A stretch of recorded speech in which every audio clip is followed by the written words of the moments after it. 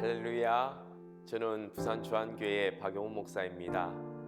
오늘 여러분과 함께 말씀을 통해 우리 인생의 황금기를 열어가는 그런 의미 있는 시간이 되기를 간절히 바랍니다.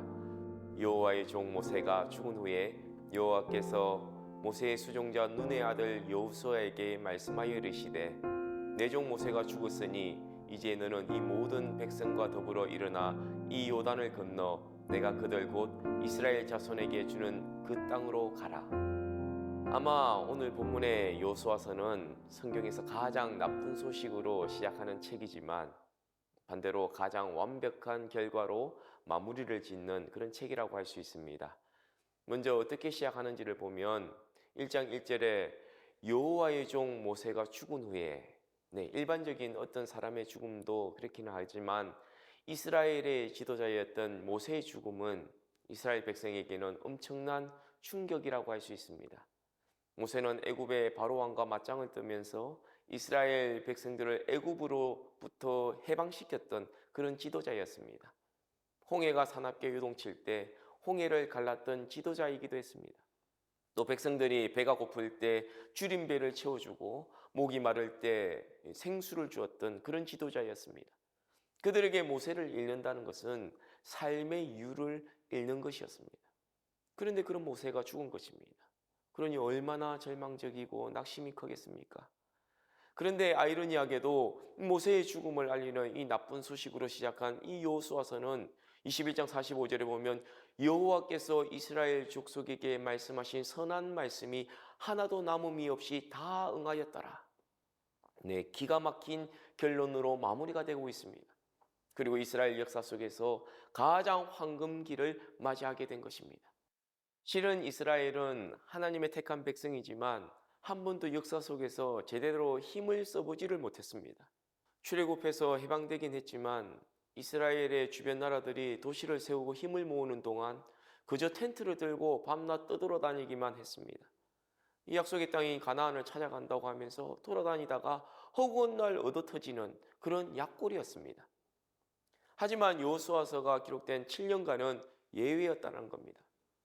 여호수아서의 배경이 되는 7년간은 이스라엘의 황금기라고 해도 과언이 아닙니다. 이때는 그야말로 파죽지세였습니다. 거침이 없었습니다. 흐르던 이 요단강을 멈춰 세우기도 했고 그 강을 건너서 가나안 땅에 입성을 했습니다.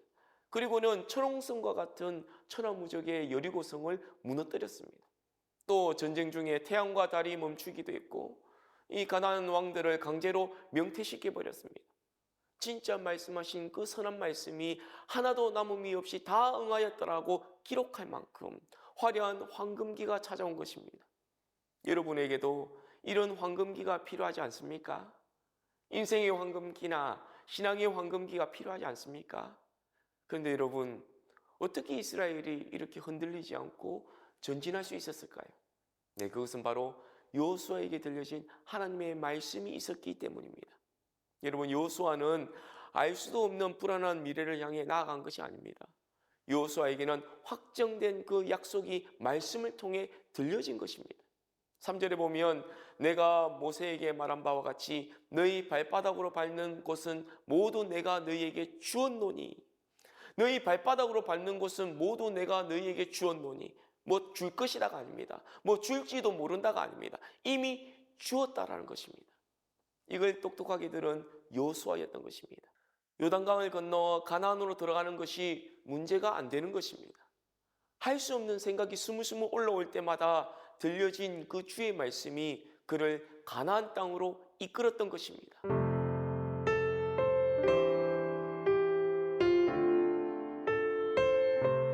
사랑하는 여러분, 여러분에게 하나님의 약속의 말씀이 다시 들려지길 간절히 바랍니다. 여러분이 그동안 잊고 있던 약속의 꿈과 비전들이 다시 회복될 수 있기를 간절히 바랍니다. 이렇게 하나님의 말씀이 다시 들려짐으로써 여러분의 인생의 황금기가 열리게 되며 약속의 축복을 누릴 수 있게 되는 것입니다. 이 가을에 그런 축복과 은혜가 여러분의 삶 가운데 풍성하게 나타나기를 주님의 이름으로 축원합니다. 감사합니다.